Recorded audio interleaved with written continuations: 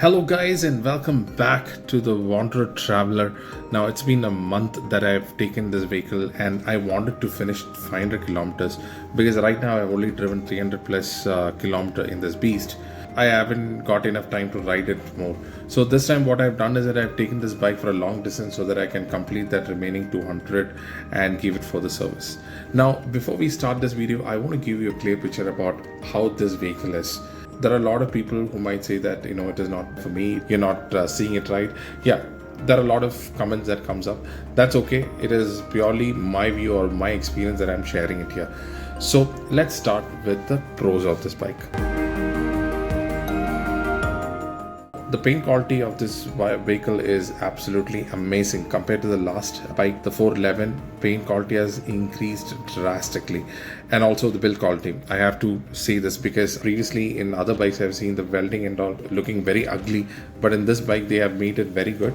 The meter console is stuffed with a lot of text. That means you can see the map, you can see the distance to empty, gear shift indicator, trip 1, trip 2, compass, whatnot. So many things are there in this particular meter console. I haven't seen in any other bike this kind of tech. They have also given by default a touring mirror, which I feel is very important while you're riding a bike, especially when you're touring. You don't want your bike's mirror to be vibrating, which decreases your visibility, and that is also safety concern. And also, one thing I like about this is a 17-liter tank. It's huge, it's massive. Previously, I had a Thunderbird. I was happy with the 20-liter tank.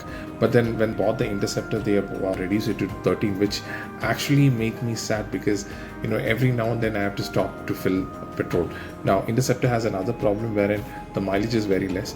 But here in this case, the mileage is better. Initially when I started, it was coming around like 22, 23 and all. Now during this long ride which I did, I was getting 30 to 31, and I'm sure it will only increase, it will not decrease. Saying all these good things, I'm sure you might have seen a lot of things about Himalayan 450. Let me tell you the negatives of this particular one. During the 4th and the 5th gear, whenever I was riding, I was trying to rev the engine and try to change it. It was slipping, kind of sluggish, I feel. Maybe it's my bike issue. I need to go and show them. So if others have any issues like this, kindly comment that in the comment box.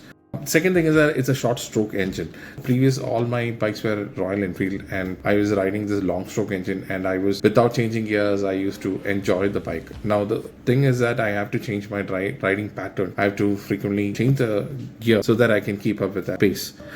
The third point is that it's kind of a heavy bike. I need to get used to it to understand how to manage it. Now, especially when I stop my bike, get down, and if I try to push it, I feel that it's kind of heavy. I need to work on something in order to push it. And while during this ride, I also feel that in between 95 to 110, there is a nasty vibration, and it is only till 110. Beyond that, it's smooth. There is no problem. If any one of you are facing this, please do comment. Other than that, I feel that the initial lag when you're starting the bike and taking to the road, I feel there is a little bit of lag. This I've heard from a lot of people. They also said that it might be because the ride-by-wire. They also suggested me that to go with Fuel X Pro so that it will be solved. One last thing is engine sound. The engine sounds different at different heat, different sounds at different gears. So I feel that it's trying to mimic. So if when you're standing idle and if you want to start your bike and go, it sounds somewhat like the Adventure, the KTM Adventure. So after some time, it sounds more like the Honda engine. And I don't see that Royal Enfield thuk feel is not there in this bike. Maybe because it's a all new Sherpa engine.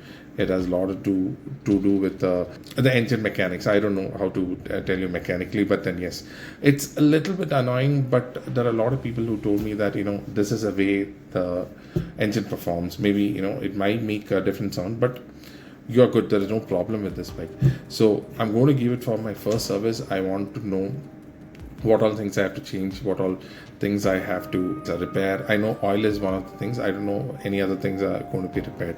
Anyways, I'm eagerly waiting for it. Also, if you are a Himalayan owner, the Himalayan 450 owner, and if you have already given your bike for the first service, please do comment below. If you have any questions or any doubts, please do put in the comment.